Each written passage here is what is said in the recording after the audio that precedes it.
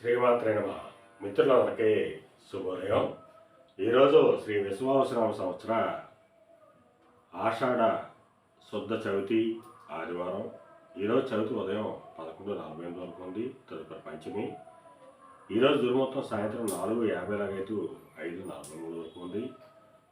వజ్రం రాత్రి 9:57 లాగైతూ 11:35 వరకు కూడా వజ్రం ఇవ్వడం జరిగింది. ఈరోజు జూన్ 29, 2025 తేదీ ఆదివారం. ఈరోజు పంచాంగరీత్యా ఈ రకమైనటువంటి ఫలితాలు గోచరిస్తున్నాయి. అలాగే ఈరోజు నక్షత్రం ఆశ్లేష నక్షత్రం ఉదయం 9:38 వరకు ఉంది. తదుపరి మఖ. ఈరోజు మనం పరిశీలించినట్లయితే ఈరోజు నక్షత్రాలైనటువంటి ఆశ్లేష మఖ నక్షత్రాలు ఎవరికి తారాబలం కుదురుతుంది అని మనం పరిశీలించినట్టయితే భరణి, పొబ్బ, పూర్వాషాఢ ఈ నక్షత్రంలో జన్మించినటువంటి మన మిత్రులందరికీ కూడా ఈరోజు నక్షత్రమైనటువంటి ఆశ్లేష మఖ నక్షత్రాలు అనుకూలంగా ఉంటాయి. అందువల్ల ఇప్పుడు ఎప్పుడున్నటువంటి నక్షత్ర జాతకులందరికీ ఈరోజు శుభకరంగా ఉండే అవకాశం ఉంది. అలాగే ఈరోజు రాశి ఫలాలను మనం పరిశీలించినట్లయితే మేషరాశిలో జన్మించిన వాళ్ళకి సంతానానికి సంబంధించిన శుభవార్తలు వింటారు.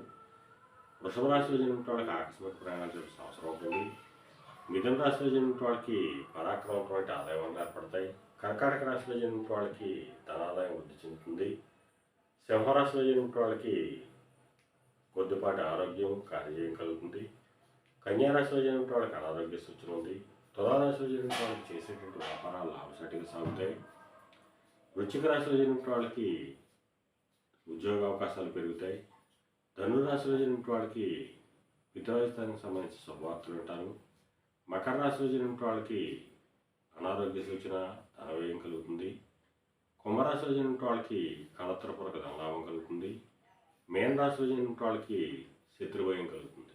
ఈరోజు ద్వాదశ రాశి యొక్క ఫలితాలు ఈ రకంగా తెలియజేయడం జరిగింది. అలాగే ఈరోజు రాజకీయ రంగంలో ఉన్న వాళ్ళకి కానీ, సమాజంలో ఉన్నత వర్గాల్లో ఉన్న వాళ్ళకి కానీ, ఉన్నత కుటుంబాల్లో ఉన్న వాళ్ళకి కానీ మిక్కిలి శుభదాయకంగానూ లాభదాయకంగా ఉండే అవకాశం ఉంది.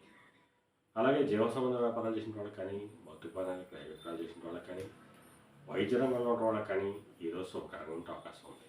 ఈరోజు పంచాంగరీత్యా ఈ రకమైనటువంటి ఫలితాలు గోచరిస్తున్నాయి. అలాగే ఈరోజు ఆదివారం.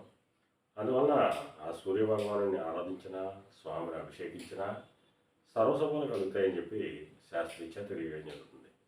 అలాగే మళ్ళా రేపు శుభోదయం కార్యక్రమంలో మరిన్ని విషయాలు తెలుసుకుందాం.